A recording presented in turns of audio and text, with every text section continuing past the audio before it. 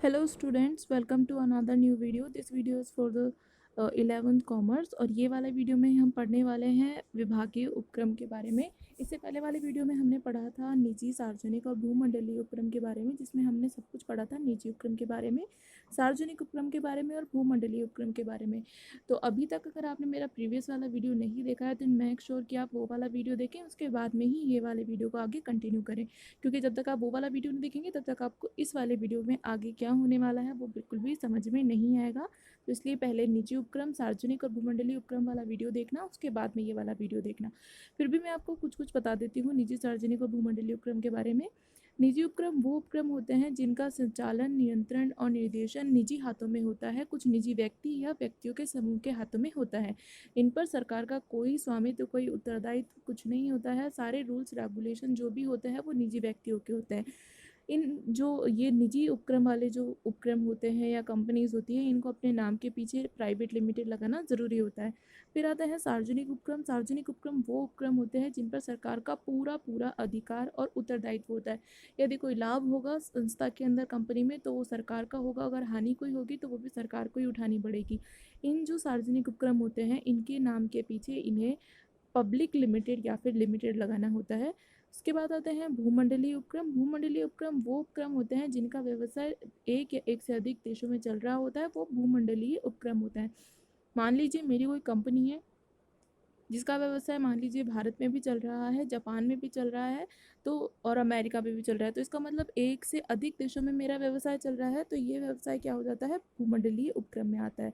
अब हम पढ़ने वाले हैं विभागीय उपक्रम के बारे में, जो कि सार्वजनिक उपक्रम का ही एक भाग होता है। पिछले वाले वीडियो में मैंने बहुत अच्छे से डिस्क्राइब किया था, सबको अलग अलग पार्टीशन करके और उसको मैंने क्लासीफाई करके भी मैंने आपको बताया था। तो आप पहले वो वाला वीडियो देखें, इसके बाद में ये वाला वीडियो देखें। तो हम पढ़ने वाले हैं विभागीय उपक्रम के बारे में। विभागीय उपक्रम क्या होता है? सार्वजनिक क्षेत्र के उपक्रम का ये सबसे पुराना और परंपरागत उपक्रम है। क्या है ये? सार्वजनिक उपक्रम। मैंने आपको पहले ही बताया था कि सार्वजनिक क्षेत्र के उपक्रम में आता है विभागीय उपक्रम, और ये जो विभागीय उपक्रम होता है सार्वजनिक क्षेत्र के उपक्रम का सबसे पुराना और परंपरागत उपक्रम है। इसमें उपक्रम को मंत्रालय के किसी एक विभाग के रूप में स्थापित किया जाता है, मतलब हर विभाग का हर एक मंत्रालय होता है। मान लीजिए कोई रेल विभाग है तो उसका रेल मंत्रालय हो गया, कोई डाक विभाग है तो उसका डाक मंत्रालय हो जाता है, यदि कोई तकनीकी विभाग है तो उसका तकनीकी मंत्रालय हो जाता है, और वित्त विभाग है तो वित्त मंत्रालय हो जाता है। इसी तरीके से हर विभाग का एक मंत्रालय निश्चित होता है, एवं यह मंत्रालय का ही कोई एक भाग तथा उसका विस्तार माना जाता है। विभागीय उपक्रम जो होता है उसे हम क्या मानते हैं? मंत्रालय का ही कोई एक भाग और उसका विस्तार मानते हैं। मंत्रालय के बहुत सारे काम होते हैं, इसलिए मंत्रालय को छोटे छोटे भागों में डिवाइड कर देते हैं, जिन्हें विभागीय उपक्रम करते हैं। बट उसका हेड कौन होता है? मंत्रालय खुद उसका हेड होता है। ठीक है, तो सरकारी विभागों के माध्यम से कार्य करती है, और ये सरकारी गतिविधियों का महत्वपूर्ण भाग होते हैं। किसका महत्वपूर्ण भाग होते हैं? सरकारी गतिविधियों का। सरकारी गतिविधियों का क्यों महत्वपूर्ण भाग होते हैं? क्योंकि इनकी जो निर्माता होती है, इनका हेड जो होता है, जो इनका ओनर होता है, वो कौन होती है? हमारी गवर्नमेंट होती है। क्योंकि हमने पहले भी पढ़ चुके हैं कि ये मंत्रालय का ही एक भाग है, और मंत्रालय किसका होता है? गवर्नमेंट का होता है। प्राइवेट कोई मंत्रालय हो सकता है? नहीं हो सकता, इसलिए मंत्रालय का ही एक भाग है, इसलिए सरकार ही इसकी गतिविधियों का महत्वपूर्ण भाग होती है। यह सरकार के अधिकारियों के माध्यम से कार्य करते हैं। किसके माध्यम से कार्य करते हैं? सरकार के अधिकारियों, गवर्नमेंट ऑफिसर्स के थ्रू ये विभागीय उपक्रम वर्क कर रहे होते हैं, और इनके कर्मचारी सरकारी कर्मचारी होते हैं। सीधी सी बात है, अगर आप सरकार के लिए काम कर रहे तो आप क्या कहलाएंगे? सरकारी कर्मचारी कहलाएंगे। तो जो विभागीय उपक्रम में काम करने वाले व्यक्ति या अधिकारी होते हैं, उन्हें हम क्या कहते हैं? सरकारी कर्मचारी कहते हैं। यह उपक्रम केंद्र या राज्य सरकार के अधीन हो सकते हैं, मतलब या तो केंद्र सरकार या फिर राज्य सरकार, जिसमें से केंद्र सरकार का हिस्सा या तो 75% या फिर 25% हो सकता है, या फिर दोनों का हिस्सा 50-50 भी हो सकता है। ठीक है, तो तथा इनमें नियम केंद्र तथा राज्य सरकार द्वारा लागू किए जा सकते हैं। किसी के भी द्वारा लागू किए जा सकते हैं, केंद्र सरकार के द्वारा भी या फिर राज्य सरकार के द्वारा भी लागू किए जा सकते हैं। इन उपकरणों के उदाहरण है रेल, डाक और तार विभाग। इन तीनों में से ये तो सिर्फ उदाहरण है, बाकी ऐसे बहुत सारे ऐसे एग्जाम्पल्स हैं जो विभागीय उपक्रम में आते हैं, जैसे तकनीकी विभाग हो गया, वित्त विभाग हो गया, और भी जैसे खाद्य विभाग हो गया, स्वास्थ्य मंत्रालय हो गया, तो सबके अपने अपने डिपार्टमेंट है और हर डिपार्टमेंट का एक हेड होता है जिसको हम क्या बोलते हैं, मंत्रालय होता है, जिसे हम मंत्रालय बोलते हैं। मान लीजिए कि ये कोई मंत्रालय है, इस मंत्रालय के बहुत सारे पार्टीशन कर लिए हैं मैंने। ये कोई वित्त विभाग हो गया, इसका ये इसके अंडर में काम करेगा। स्वास्थ्य विभाग हो गया, उसका स्वास्थ्य मंत्रालय हो गया। ये कोई मान लीजिए आप तकनीकी विभाग हो गया, तो ये तकनीकी मंत्रालय हो गया। तो इस तरीके से हर एक छोटे छोटे विभाग का एक हेड मंत्रालय होता है। ठीक है, आगे हम देखेंगे विभागीय उपक्रम की विशेषताएं। पहली विशेषता है, इन उपकरणों के लिए धन सरकारी खजाने से सीधा आता है। अब क्योंकि ये सरकारी उपक्रम है, सरकार के द्वारा बनाए गए हैं, तो इनके लिए धन कहाँ से आएगा, सीधा सरकारी खजाने से आता है। और इसका नियोजन सरकारी बजट में किया जाता है। जब बजट पेश किया जाता है उसी समय इन विभागों का बजट भी, इन विभागों के लिए में वित्त का बजट भी पेश कर दिया जाता है बजट के साथ साथ ही। इसके द्वारा अर्जित राजस्व को सरकारी खजाने में जमा कराया जाता है। क्योंकि अगर इन पे लाभ होगा तो भी गवर्नमेंट लेगी और हानि होगा तो भी गवर्नमेंट ही बियर करेगी। सेकंड है, अन्य सरकारी क्रियाओं के समान इन पर भी लेखांकन और अंकेक्षण नियंत्रण लागू होते हैं। अंकेक्षण नियंत्रण का मतलब है इनकी अकाउंटिंग और ऑडिटिंग एक नॉर्मल डिपार्टमेंट की तरह ही होती है। ठीक है, ये सरकारी विभाग का प्रमुख उपमंडल माना जाता है और सीधे मंत्रालय के नियंत्रण में होता है। हमने पहले पढ़ा है कि हर एक मंत्रालय को काफ़ी छोटे छोटे डिपार्टमेंट में डिवाइड कर देते हैं, जिनको हम क्या कहते हैं, विभागीय उपक्रम कहते हैं। पर उनका हेड कौन रह जाता है, मंत्रालय ही रह जाता है। तो हर एक सरकारी विभाग का नियंत्रण किसके हाथों में होता है, मंत्रालय के हाथों में है होता है। ये मंत्रालय के प्रति जवाबदेह होते हैं। रिस्पॉन्सिबल किसके लिए होते हैं, मंत्रालय के लिए होते हैं। और इनका नियंत्रण सीधे संबंधित मंत्रालय द्वारा किया जाता है। मान लीजिए कोई वित्त विभाग है, तो उसको वो किसके लिए रिस्पॉन्सिबल होगा, वित्त मंत्रालय के लिए।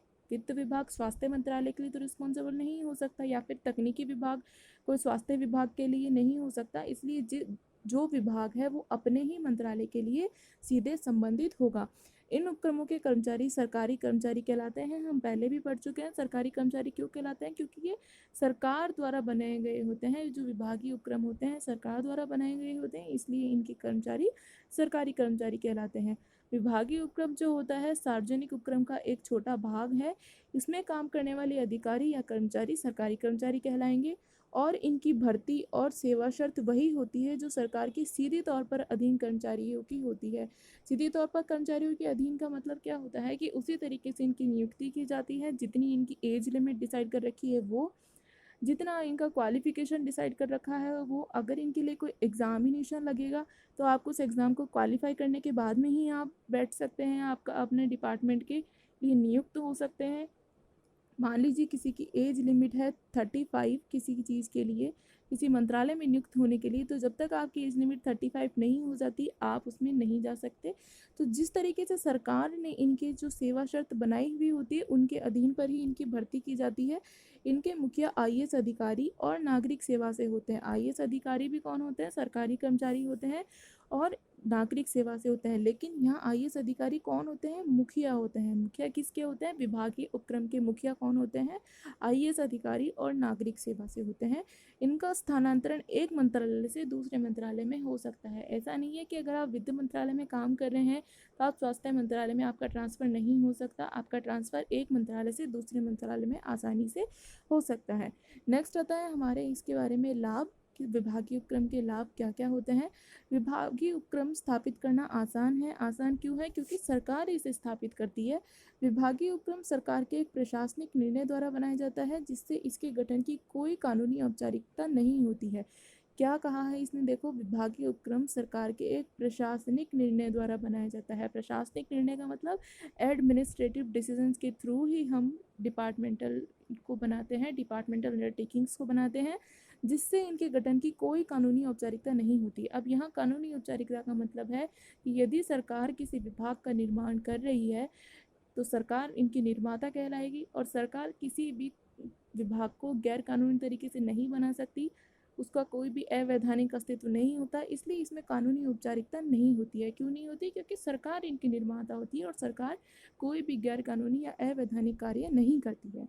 नेक्स्ट है विभागीय उपक्रम सीधे संसद या राज्य सरकार को इसके समग्र प्रमुख के माध्यम से संबंधित होता है। विभाग किसको संबंधित होता है? इसके संसद या राज्य सरकार को इसके समग्र के प्रमुख के माध्यम से संबंधित होता है। इस विभाग में आय का भुगतान सरकारी खजाने में किया जाता है। क्यों किया जाता है? क्योंकि सरकारी उपक्रम होते हैं जिसके परिणाम स्वरूप जनता पर कर का बोझ कम हो जाता है। जनता पर जो टैक्स का भार है, जो हमारे पे जो टैक्स का जो वेट है वो रिड्यूस हो जाता है, लेस हो जाता है। तो ये क्या करता है? हमारी हेल्प करता है, जनता की हेल्प करता है। विभागीय उपक्रम किसके लिए हेल्प करता है? हमारे कर को कम करने में, टैक्स को कम करने में हेल्प करता है। नेक्स्ट है, सरकार द्वारा विभागीय उपक्रम के माध्यम से आर्थिक गतिविधि और सामाजिक न्याय को बढ़ावा मिलता है। आर्थिक गतिविधि का मतलब पैसे से रिलेटेड जितनी भी गतिविधियाँ होती है उनको, और सामाजिक न्याय, समाज की जो जो सोशल जस्टिस होते हैं उनको बढ़ावा मिलता है सरकारी उपक्रम, विभागीय उपक्रम के द्वारा। नेक्स्ट है, विभागीय उपक्रम सरकार के बजट, लेखा और लेखा परीक्षा प्रक्रियाओं के अधीन है। सार्वजनिक धन के दुरुपयोग का जोखिम अपेक्षाकृत कम हो जाता है। क्यों कम हो जाता है? क्योंकि इसका सीधा जो है, सब सीधा जो धन जो होता है, जो आय होती है वो सीधी सरकारी खजाने में जाती है, इसलिए सार्वजनिक धन का दुरुपयोग का जो जोखिम होता है वो भी कम हो जाता है। अब है सरकारी विभागीय उपक्रम की सीमाएं। सबसे पहली है, इस प्रकार के व्यवसाय में लचीलापन की कमी होती है, जबकि व्यवसाय की सुगम संचालन के लिए लचीलापन होना आवश्यक है। लचीलापन का मतलब होता है परिस्थितियों के अनुसार उसमें परिवर्तन। अब आपने देखा होगा 1991 के अंदर अगर कोई रूल बना दिया है गवर्नमेंट ने, तो आज के 10 साल बाद तक भी वही रूल एप्लीकेबल होगा। अगर वो रूल 2013 में चेंज हो जाता है तो इसमें कितना टाइम निकल जाता है? काफ़ी टाइम निकल जाता है इसको एप्लीकेबल होने में।